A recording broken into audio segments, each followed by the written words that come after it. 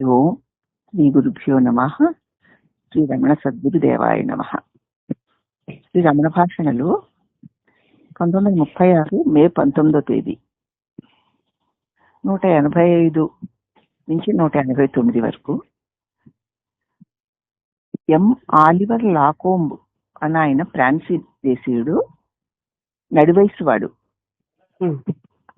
అచ్చట భారతీయ సంస్కృతి విద్యాలయం వారి ప్రతినిధిగా ఇండియాకు వచ్చి ఫ్రెంచి ఇండియా నుంచి తిన్నగా తిరువణామలైకి వచ్చాడు. ఆయన ఫ్రాన్స్ లో ఉన్నటువంటి భారతీయ సంస్కృతి విద్యాలయం వారి ప్రతినిధిగా ఇండియాకు వచ్చాడు. ఆయన వచ్చి తిన్నగా తిరువణామలై వచ్చాడు. మహర్షిని చూడగోరి ఆ ప్రతినిధులలో ఇతడొకడు. మహర్షిని చూడాలనుకునే వాళ్ళల్లో అటువంటి ప్రతినిధుల్లో ఈయన కూడా ఒకడు. ఆశ్రమంలో 3 గంటల సేపు ఉన్నాడు. భగవద్గీత, ఉపనిషత్తులు, శంకరులు, రామానుజుల భాష్యాలతో సూత్రగ్రంథాలను సంస్కృతంలో మూలంతో సహా చదివి ఉన్నాడు.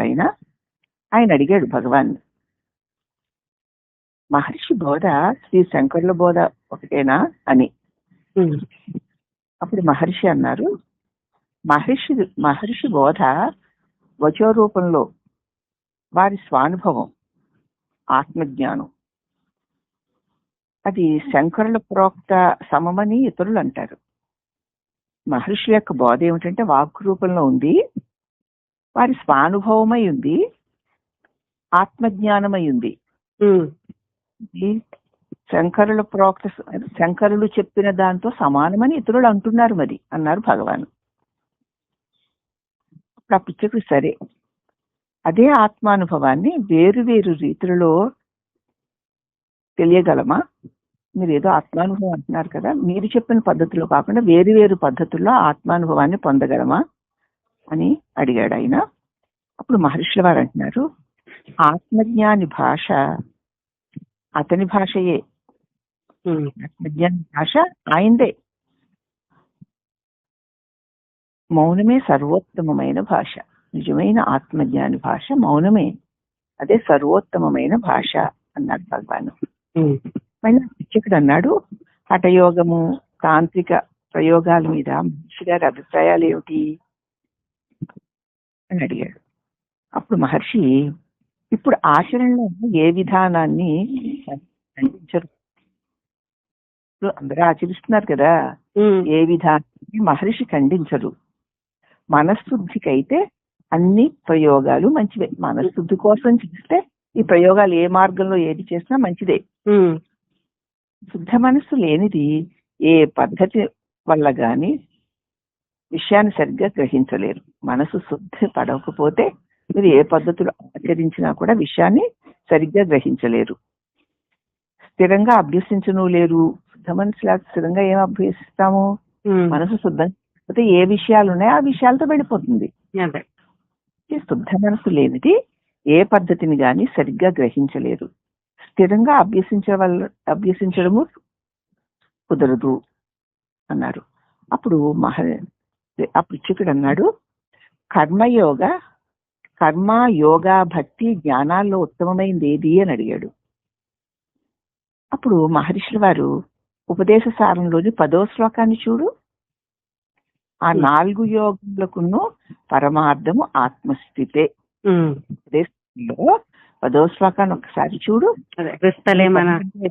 కర్మయోగము, భక్తి యోగము, యోగ మార్గము, జ్ఞాన మార్గము అన్నావు చూడు. ఆ 4 యొక్క పరమార్థము ఆత్మస్థితేనని 4వ దానిలో 10వ దానిలో చెప్పాను.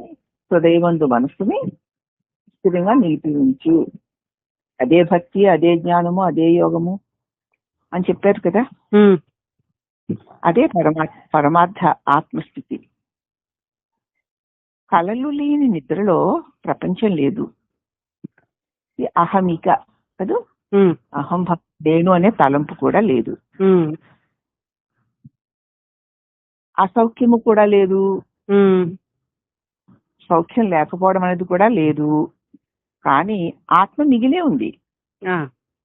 అవేవీ లేవు కానీ ఆత్మ మిగిలే ఉంది.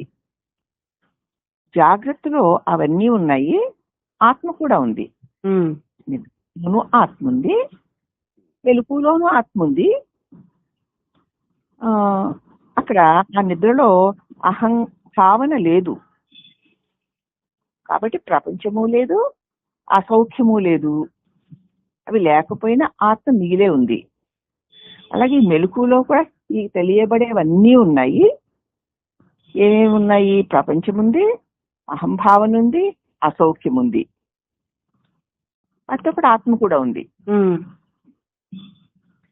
తాత్కాలికాలైన సంభవాలను తొలగదోస్తే సరి. ఈ మెలకువలో ప్రపంచము, అహంభావనము, అసౌఖ్యము అన్న వాటిని తీస్తే సరి. ఆత్మలోనే ఉంది కదా. ఉంది. ఆత్మ నిశ్రేయస్సు, ఆత్మ నిశ్రేయస్సు సిద్ధిస్తుంది. అప్పుడు ఆత్మ నీకు లభిస్తుంది. అది నిత్య సిద్ధమే అయ్యింది. అది ఎప్పుడూ ఉంది. అసలు ఆ నిద్రలో ఉంది, వెలుగులో కూడా ఉంది. దానికి అడ్డొచ్చేటువంటి ప్రపంచము, అహంభావన, దుఃఖము లేవు నిద్రలో. అవును. ఆత్మ వెలుగులోనూ ఉంది, ఇక్కడేమో ఇవి అడ్డొస్తున్నాయి. వీటిని తీసేస్తే సరి. ఆత్మ యొక్క నిశ్రేయస్సు నీకు సిద్ధిస్తుంది. అది నిత్యమై ఉంది, సిద్ధమై ఉంది. ఆ ఆనందమే నీ స్వభావము. దేనిపై సర్వము ఆరోపితమై ఉందో దాన్ని కనుక్కో. ఇది అని తెలియబడేదంతా దేని యందు తెలియబడుతోందో దాన్ని ఒకసారి కనుక్కో. ఇది అది అలా ఇలా అని తెలుసుకుంటున్నావు కదా. ఈ తెలిసేదంతా దేని మీద ఆరోపింపబడి దేని వల్ల, ఏది ఉండడం వల్ల ఉండి తెలియబడుతోందో దాన్ని తెలుసుకో. అప్పుడు నీవు శుద్ధ ఆత్మస్థితులు అవుతావు. అప్పుడంటే ఏం జరుగుతుందన్నమాట?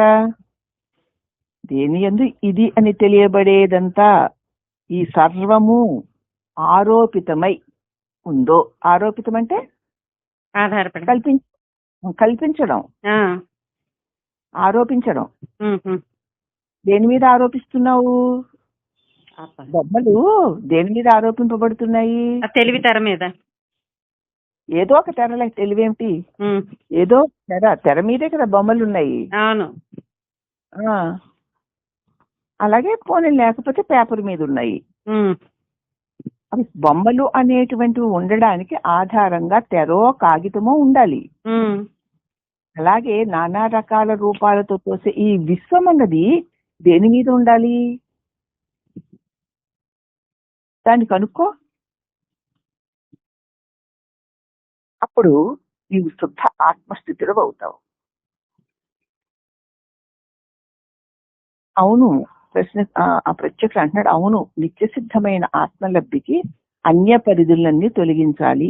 అవునా అన్నాడు. నిత్య సిద్ధమై ఉన్న ఈ ఆత్మ అంటే నేను, నా నిజ స్వరూప లబ్ధికి అన్య పరిధులన్నింటినీ వేరేగా ఉన్న వాటిలన్నింటినీ తొలగించాలన్నమాట. అవునా అంటూ శ్రీ శంకర్లు అన్నది కూడా ఇదే కదా. పొందడము లేదు, పోగొట్టుకోవడము లేదు అని ఆయన కూడా అన్నారు. పొందేది లేదు, పోగొట్టుకునేది లేదు. ఈ లోకంలో మనం పొందేది ఉంది, పోగొట్టుకునేది ఉంది అనుకుంటున్నాం. మరి దేన్ని పొందుతున్నావు, దేన్ని పోగొట్టుకుంటున్నావు? ఈ పొందేది పోగొట్టుకునేది దేని యందు ఉందో అది లేకపోతే ఈ పొందేది పోగొట్టుకునేది ఉండవు కదా. ఏది అని చూస్తే అది నీ స్వరూపమే. బొమ్మలకి తెరట్లా ఆధారంగా ఉందో ఈ సమస్త ఆరోపితమైన జగత్తుకంతటికి కూడా నీ ఆత్మస్వరూపమే ఆధారంగా ఉంది. అది ఎప్పుడూ ఉంది, నిత్య సిద్ధమై ఉంది. దానిలో పోగొట్టుకునేది లేదు, పొందేది లేదు. ఏవో అలా అలా కల్పనలుగా ఆరోపితాలే ఉన్నట్లు కనిపిస్తూ ఉంటాయి అంతే అన్నాడు అతను. అప్పుడు మహర్షి అంటే జనాంతికంగా తెలిసిన వాడే, అంటే తెలిసింది బానే ఉంది, అందరికీ కూడా ఆ మాత్రం ప్రశ్నించి తెలుస్తుంది అన్నారు భగవాను. అప్పుడు మళ్ళీ ఆ పుచ్చకుడు అన్నాడు, అర్థమైందా ఇక్కడ? జిజ్ఞాసి సామాన్యంగా దేనితో తన అభ్యాసం ప్రారంభించాలి? జిజ్ఞాసి ఆత్మస్వరూపం అంటే ఏమిటి, పరమాత్మ అంటే ఏమిటి ఈ జగత్ ఏమిటి అంటూ జిజ్ఞాసి ఆసక్తి కలిగిన వాడు దేనితో తన అభ్యాసాన్ని మొదలు పెట్టాలి అని అడిగాడు ఆ పృచ్ఛకుడు. ఇప్పుడు మహర్షి అన్నారు, కర్త తాను అన్న భావాన్ని మానేయాలి. నేనే చేస్తున్నాను, నేనే చూస్తున్నాను, నేనే వింటున్నాను, నేనే తింటున్నాను, నేనే పొరిగాను, నేనే చస్తాను అన్న కర్తృత్వ భావన మానేయాలి. ఉదాహరణకి నువ్వు పారిస్ లో ఉండగా ఇక్కడికి రావాలి అని అనుకున్నావా అన్నారు ఆయన్ని. అప్పుడు ఆ పృచ్ఛకుడు అయ్యా లేదు లేదు అన్నాడు. అప్పుడు మహర్షి, ముందుగా అనుకోకనే నీవు వచ్చావు చూడు, అనుకున్నావా మరి అక్కడ అనుకోకుండా ఇక్కడికి వచ్చావు చూడు, నీ వర్తన చూడు. ఎవ్వడు నిష్క్రియుడిగా ఉండలేడు అంటుంది గీత. నేను చేస్తాను అని చెయ్యడము, నేను చెయ్యను అని మానడము అనేది కుదరదు. ఎవ్వడు ఏమీ చెయ్యకుండా ఎప్పుడూ ఉండలేడు అంటుంది కదూ గీత. నీకు ఇష్టమైనా కాకపోయినా నీ పుట్టుక ప్రయోజనం పూర్తయి తీరాల్సిందే. నువ్వు పుట్టినప్పుడే ఇక్కడికి రావాల్సి ఉంది అన్నది నిర్ణయింపబడిపోయింది. అది నువ్వు అనుకున్నా అనుకోకపోయినా జరిగింది చూడు.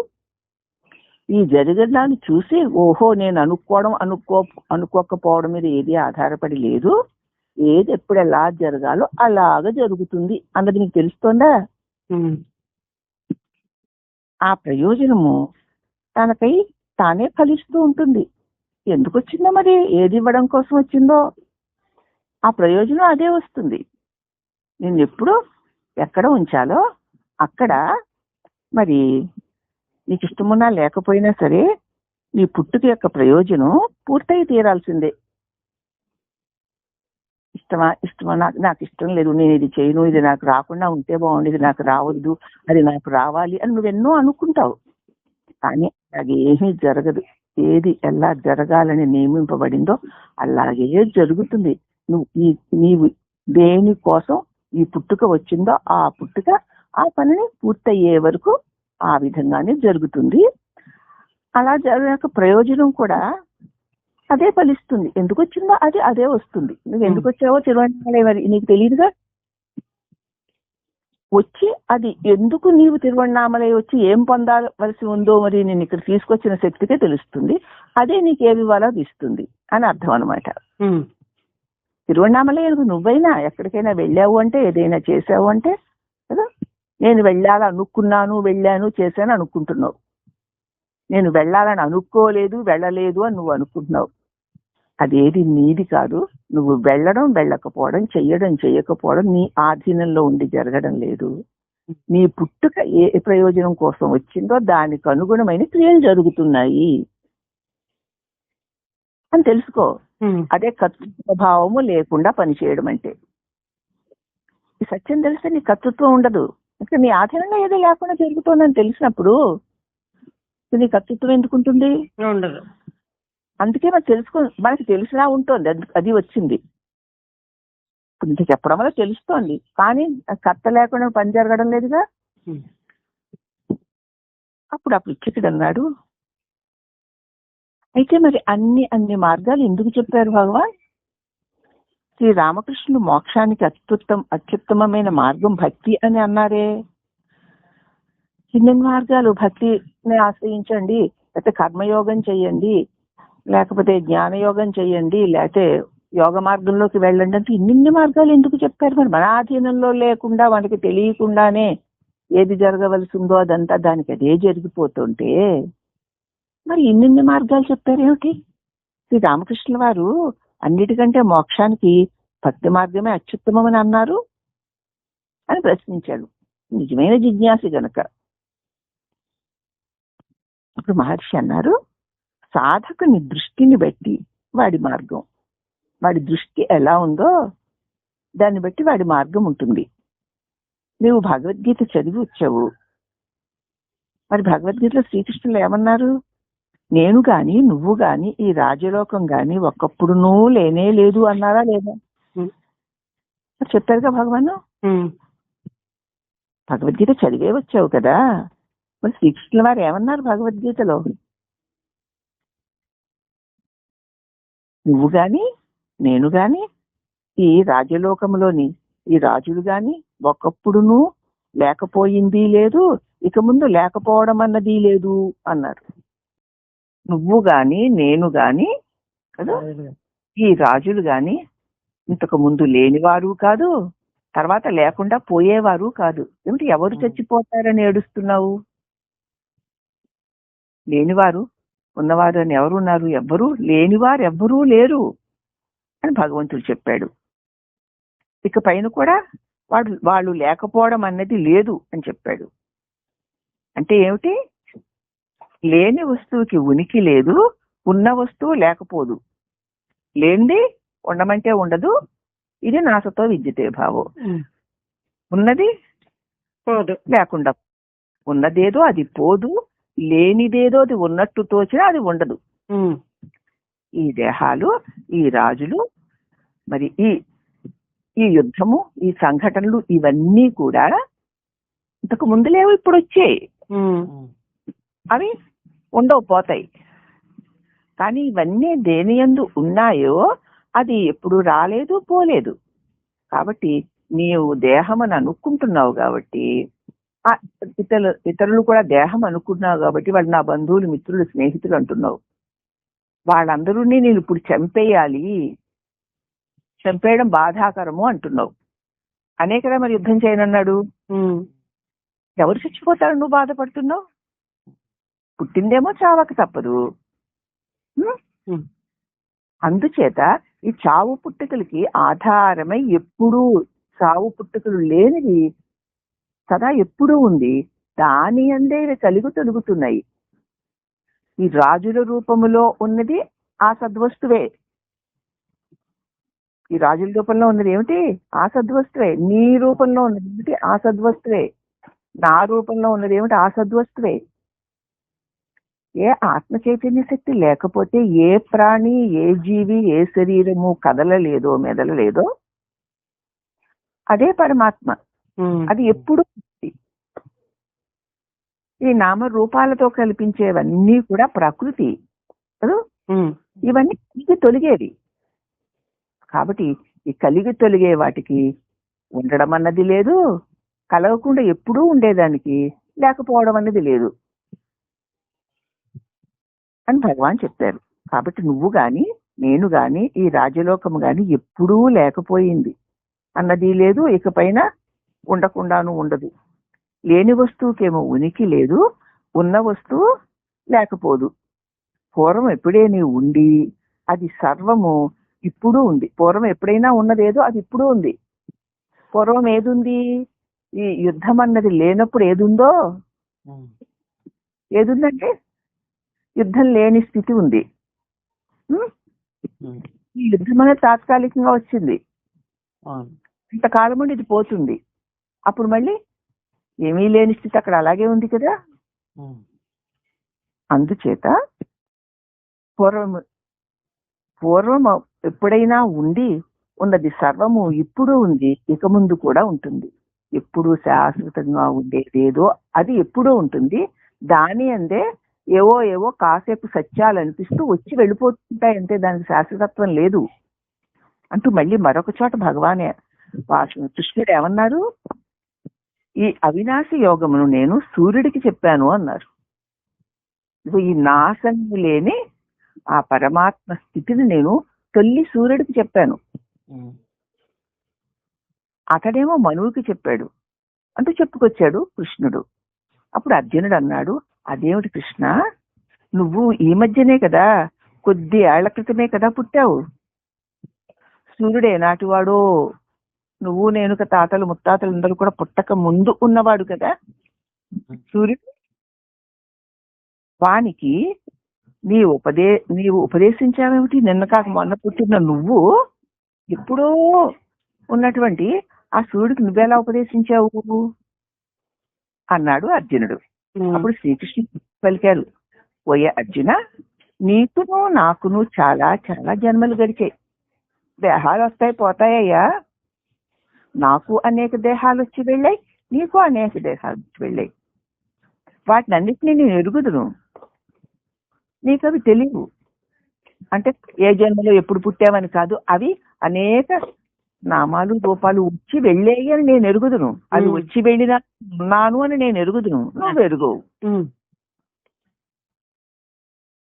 ఆ పూర్వజన్మల ఘటనలను నీకు తెలుపుతున్నాను. నువ్వు చూడు, ఈ వింత చూడు. ఆ పూర్వజన్మలు ఏమిటంటావా? నాకు తెలుసు అంటున్నాను కదా, నీకు తెలియదు అన్నాను కదా. మళ్ళీ ఏంటో ఇప్పుడు చెప్తాను విను. నువ్వు లేవు, నేను లేను, ఈ రాజలోకము లేదు అంటున్న ఆ కృష్ణుడే పూర్వం తాను ఎన్నో జన్మలెత్తానని, ఇప్పుడున్నానని. ఆ వాక్యాల్లో విరోధము పైకి కనిపిస్తూ ఉన్నా అది కృష్ణుని స్వవచో వ్యాఘాతము కాదు. కృష్ణుడు తన స్వజ్ఞాన్ని చెప్తున్నదా కాదు. ఎందుకంటే అర్జునుడి దృష్టికి అనుగుణంగా అతని సమతరంలో అతడితో చెప్తున్నాడు. అప్పుడు అర్జునుడి దృష్టి ఎలా ఉందో దానికి తగినట్లుగా చెప్తున్నాడు. ఏమని చెప్తున్నాడు? అర్జున, నేను ఎన్నో జన్మలు ఎత్తాను, నువ్వు ఎన్నో జన్మలు ఎత్తావు. జన్మెత్తాడంటే ఏమయ్యాడు? ఎన్నో జన్మలు ఎత్తడం అంటే పుట్టడం చావడం, మళ్ళీ పుట్టడం చావడం అనేవి జరుగుతున్నాయి. అవన్నీ నేను ఎరుగుదును, నువ్వు ఎరగవు. అందుచేత సృష్టాదిలో ఉన్న సూర్యుడు పుట్టడానికి ముందే ఉన్నాను. అప్పుడు ఉన్నాను కనుక నేను చెప్పాను. అప్పుడు ఉన్నావు కానీ నీకు తెలియదు కాబట్టి, ఇప్పుడే నేను ఉన్నాను అనుకుంటున్నావు కాబట్టి నీకు చెప్తున్నా. అప్పుడు నేనున్నాను, ఇప్పుడు నేనున్నాను, ఉన్నానని నాకు తెలుసు. నీకేమో ఇప్పుడు మాత్రమే ఉన్నాను అనుకుంటున్నావు. కాబట్టి ఎప్పుడూ ఉండువాడను, సదా ఉండువాడను, ఉన్నవాడను నేను. నీవు కూడా అదే అయినా అది నువ్వు ఎరుగని అజ్ఞాన కారణంగా ఇప్పుడు ఈ దేహము మాత్రమే నేను అనుకుంటున్నావు కాబట్టి, ఇతరులు కూడా ఆ రాజులు వాళ్ళందరూ కూడా దేహాలే అనుకుంటున్నావు కాబట్టి వాళ్ళు చచ్చిపోతారు అనుకుంటున్నావు. చచ్చిపోయేది శరీరాలే గాని నీ స్వరూపానికి చావు లేదు అని నేను ఎరుగుదును, నువ్వు ఎరుగవు. ఇది నేను. అర్థమైందా? అర్థమైంది. బైబిల్లో కూడా దీనిని పోలిందే జీసస్ వాక్యం ఒకటి ఉంది. అబ్రహాంకి పూర్వం కూడా నేనున్నాను. అబ్రహాం అనేటువంటి దైవము ఆయనకి పూర్వమే నేను ఉన్నాను అన్నాడు నిన్న మొన్నటి జీసస్ అని. యోగుల వాక్కులు దేశకాల పాత్రలకు పరిసరాలకు అనురూపంగానే ఉంటాయి. కాబట్టి అందుచేత అబ్రహాం కంటే కూడా నేను పూర్వమే ఉన్నాను అని జీసస్ కూడా చెప్పాడు బైబిల్లో. అని చెప్తూ యోగుల యొక్క వాక్కులు కాలదేశ పాత్రలకు పరిశ్రమలకు అనురూపంగా ఉంటాయి అని చెప్పాడు. దేశానికి కాలానికి ఆ పాత్రలకు అనుగుణంగా మాట్లాడతారు వాళ్ళు భగవాన్. ఇంకా లాంకోబు వెళ్ళిపోవాల్సిన సమయం వచ్చింది. మళ్ళీ తిరిగి వెళ్ళిపోవాలి కదా. చాలా చింతతో వెళ్తున్నాను భగవాన్ అన్నాడు. మహర్షి నవ్వుతూ అందుకున్నారు, పోకాలేదు, తిరిగి రాకాలేదు. అంతలోనే ఆ ఫ్రెంచ్ అతడు ఈయన కాలదేశాలకు అతీతుడు అనుకుంటూ పుదుచ్చేరికి ప్రయాణం అయ్యాడు. అతనికి తెలిసిపోయింది రాను లేదు పోను లేదు, భగవాన్ విడిచి వెళ్ళిపోతున్నానే అని బెంగతో భగవాన్ వెళుతున్నాను అని అన్నాడు. నవ్వారు. నవ్వి పోకాలు వచ్చేది లేదు పోయేది లేదు, ఎందుకంటే వచ్చిపోయింది శరీరమే. అదే ఆత్మస్వరూపమే, నువ్వు రాలేదు పోలేదు అన్నాడు. అంతలో ఆయన వెంటనే ఆ ఫ్రెంచ్ ఆయన, ఈయన దేశకాలాతీతుడండి, ఆయనకి దేశము కాలము లేదు అని అనుకుంటూ పుదుచ్చేరికి ప్రయాణమై వెళ్ళిపోయాడు. తెలిసింది ఆయన దేశకాలాతీతుడని. ఆయన్ని చూసి ఆయన చెప్పిన మాటలను విని నీవు దేశకాలాతీతుడు అని తెలుసుకో. వచ్చి దేహాలే గాని, చచ్చిపోయేవి దేహాలే గాని, ఆత్మస్వరూపుడే నేను రాలేదు పోలేదు, ఆ నేను ఒక్కటే, ఇన్ను నేను లేవు అని దీని సారాంశం. ఇంత గొప్ప సారాంశాన్ని తెలియజేసినటువంటి భగవాన్ శ్రీ రమణ మహర్షి పాదాలకు అనేక వందనములు. హరికి ఓం నమః.